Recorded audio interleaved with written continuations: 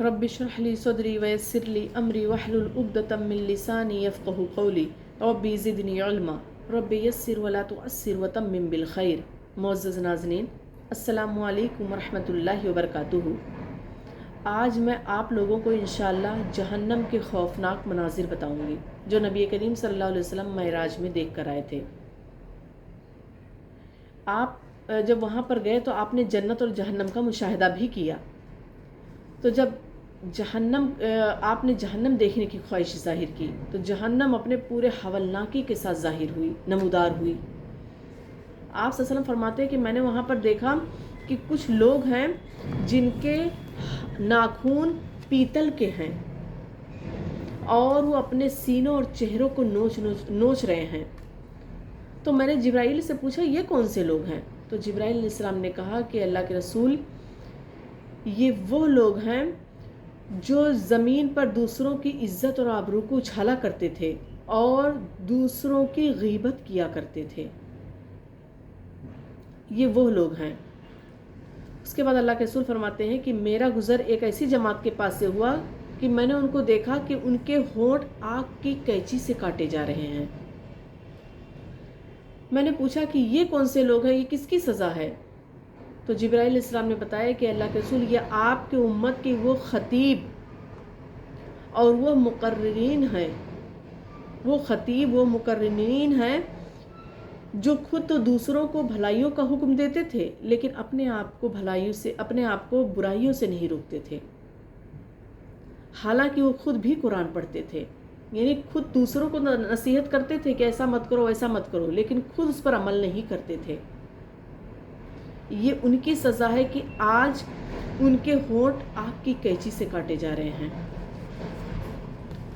اس کے بعد اللہ کے رسول فرماتے ہیں کہ میرا گزر ایک ایسے شخص کے پاس سے ہوا جو لکڑیوں کا گٹھا جمع کر کے اس کو اٹھانے کی کوشش کر رہا ہے لیکن وہ اس سے اٹھ نہیں رہی ہیں، تو اس کو کم کرنے کے بجائے وہ اس میں اور بھی زیادہ لکڑیاں ڈال رہا ہے۔ تو میں نے پوچھا ہے جبرائیل، یہ کون سا شخص ہے؟ تو جبرائیل علیہ السلام نے کہا کہ اے اللہ کے رسول، یہ وہ شخص ہے جس پر امانتوں اور ذمہ داریوں کا بار تھا، تو یہ اس کو اٹھا نہیں پاتا تھا لیکن اس کو کم کرنے کے بجائے اس میں اور بھی ذمہ داریاں ڈال لیتا تھا، تو آج یہ اس کو لادے لادے پھر رہا ہے۔ اس کے بعد اللہ کے رسول فرماتے ہیں کہ میں نے کچھ لوگ دیکھے جو اپنا گوشت کاٹ کاٹ کر کھا رہے تھے، اپنا گوشت خود ہی کاٹ کر کھا رہے تھے۔ تو میں نے جبرائیل سے پوچھا کہ جبرائیل، یہ کون سے لوگ ہیں جو خود ہی اپنا گوشت کھا رہے ہیں؟ تو جبرائیل علیہ السلام نے بتایا کہ یہ دوسروں پر زبان تان دراز کرنے والے تھے۔ اس کے بعد اللہ کے رسول فرماتے ہیں کہ میں نے کچھ لوگوں کو دیکھا جن کے ہونٹ اونٹوں کے مشابہ تھے، اونٹ کتنے بڑے ہوتے ہیں اس کے مشابہت، اس کی طرح ان کے ہونٹ تھے اور وہ آگ کھا رہے تھے۔ میں نے پوچھا ہے جبرائیل، یہ کون سے لوگ ہیں، یہ کس چیز کی سزا ہے؟ تو جبرائیل علیہ السلام نے بتایا کہ اے نبی، یہ یتیموں کا مال ہضم کر جاتے تھے۔ یتیم کا بہت زیادہ قرآن میں ذکر آیا ہے، فَأَمَّا الْيَتِيمَ فَلَا تَقْهَرْ، قرآن میں ہے، بہت زیادہ جگہوں پر یتیموں کا ذکر آیا ہے۔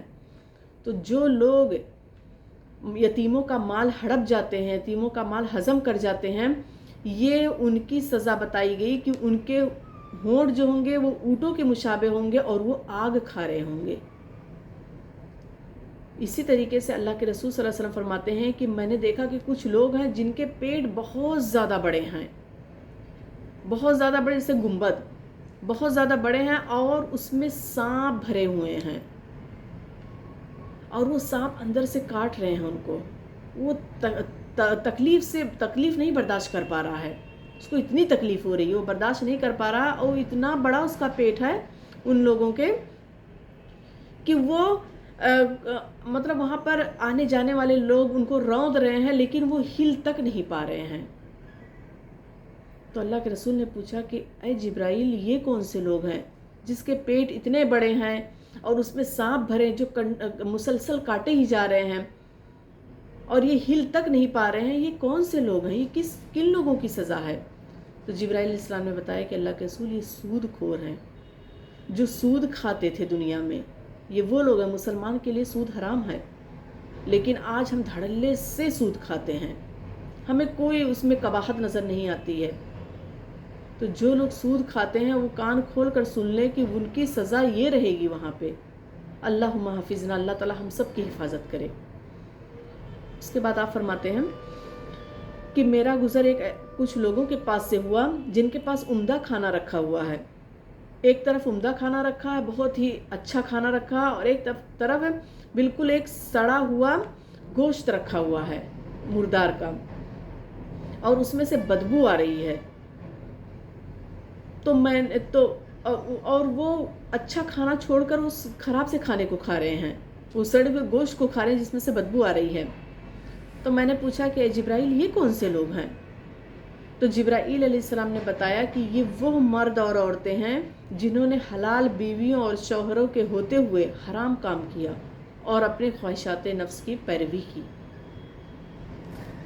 ایک جگہ آتا ہے کہ اللہ کے رسول فرماتے ہیں کہ میں نے وہاں پر ایک تندور دیکھا، اللہ کے رسول نے جہنم میں ایک تندور دیکھا، اور وہ آگ کا گولا ہے اس کے اندر، اور اس میں ننگے مرد اور ننگی عورتیں ہیں۔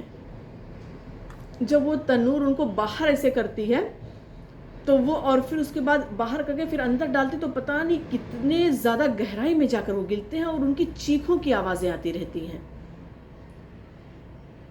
تو وہاں پہ تو اللہ کے رسول نے پوچھا کہ اے جبرائیل یہ کس چیز کی سزا، یہ کون سے لوگ ہیں؟ تو جبرائیل علیہ السلام نے کہا کہ اللہ کے رسول یہ زانی مرد اور زانی عورتیں ہیں۔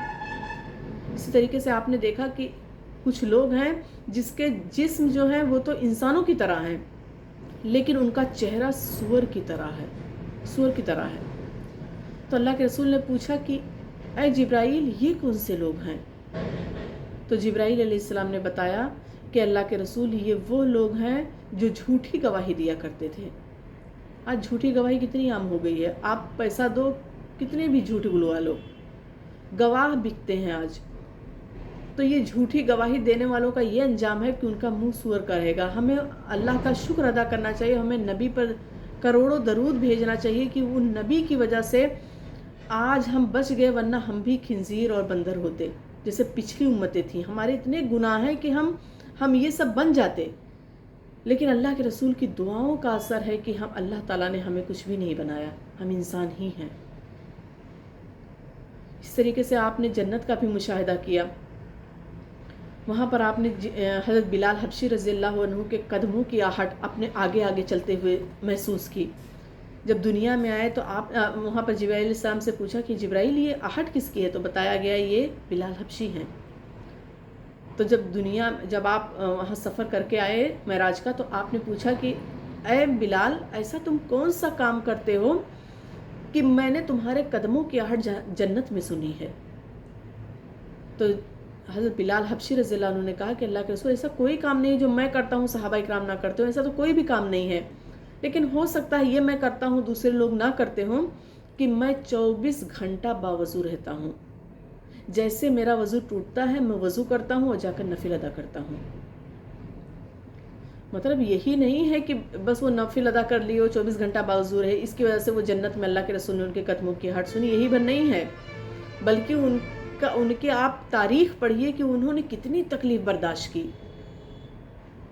ان کو وہاں پر گرم ریت پر لٹا دیا جاتا تب بھی وہ احد احد کہتے تھے، ان کو مارا پیٹا جاتا تھا تب بھی وہ احد احد ہی کہتے تھے۔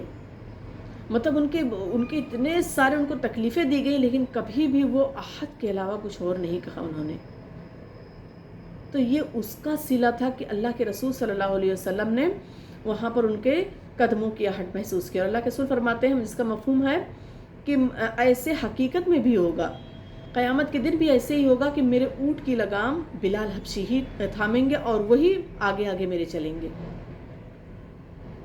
تو اللہ تعالیٰ سے دعا ہے کہ اللہ تعالیٰ ہمیں ان خوفناک مناظر جو اللہ کے رسول نے ہمیں بتائے ہیں، ان میں سے اللہ تعالیٰ ہمیں کسی میں بھی نہ ڈالے۔ اللہ تعالیٰ ہمیں ان تمام مناظر سے محفوظ رکھے، ہمیں بھی جنت الفردوس میں اعلیٰ سے اعلیٰ مقام عطا کرے۔ ہم دنیا میں اتنے اچھے عمل کر جائیں اور اللہ کی رحمت، اگر عمل ہم کتنے بھی اچھے کر جائیں، ہم اللہ کی رحمت نہیں ہوگی تو ہم جنت میں ہرگز داخل نہیں ہو سکتے۔ کوئی انسان یہ سوچے کہ میں بہت اچھے عمل کر لوں گا تو جنت میں چلا جاؤں گا، ہرگز نہیں، جب تک کہ اللہ کی رحمت شامل حال نہ ہو۔